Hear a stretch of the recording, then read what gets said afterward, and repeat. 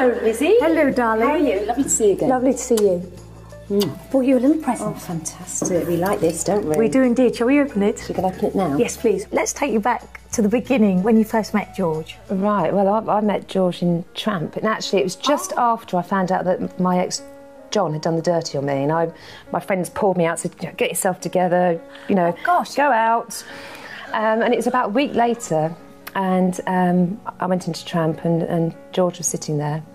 Did you recognise him? When you saw him, did you think, oh my God, there's George Best? I did.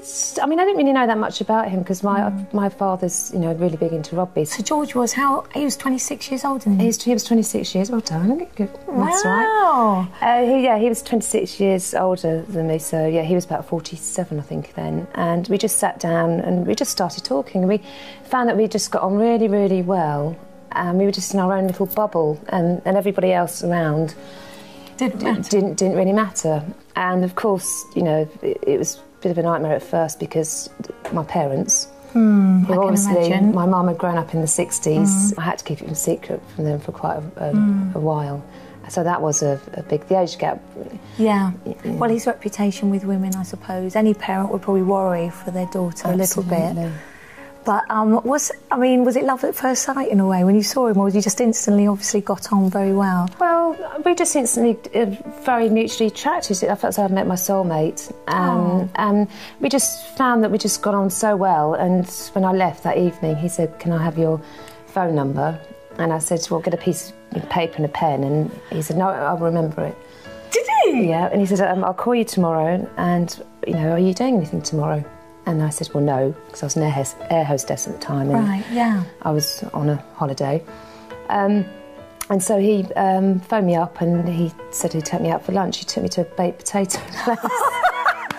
Oh, my word, baked potato on the first day? He said, I'll meet you in my local pub. And I think, being young and naive, thinking going up to London, it's going to be a fantastic, you know, ritzy, smart wine San bar. Lorenzo. Or... Yeah. No, it wasn't. It was his local pub, which was called the Feeney Arms, and it was just tucked around this little side street and full of old-age pensioners and all the Chelsea, you know, the old Chelsea soldiers. Funny. Did you know it was coming? Did you have any inkling he was going to ask you to marry him?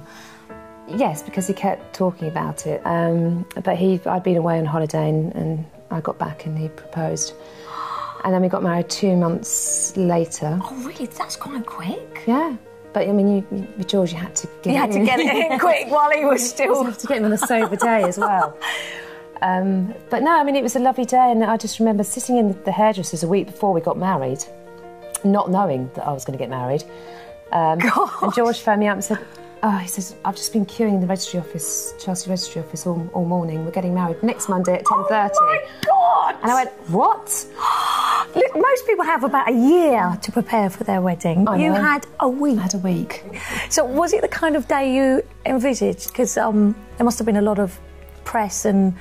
It was fantastic. I mean, the night before, I locked George in and took away the keys, just in case he decided to do disappearing acts to Tramp and then suddenly forget that he was getting married in the morning. Yeah, that was a wise decision, I think. Yeah. Fantastic. So it was 10:30 wedding, so we got picked up, we went to the registry office, so I was absolutely shaking, my legs were like jelly. Yeah. And then afterwards, we were back to the pub.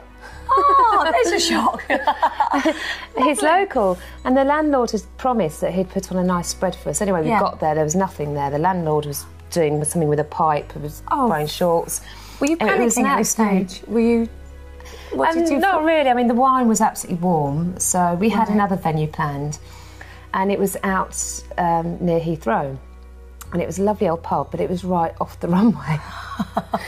This is the most bizarre wedding I've ever heard about. Oh my God. But no, it was an absolutely great day. Everyone ended up getting absolutely paralytic. And we ended up going back to the King's Road to Pucci Pizza for pizza. Yes, Pucci Pizza. And absolutely shattered by 6 o'clock.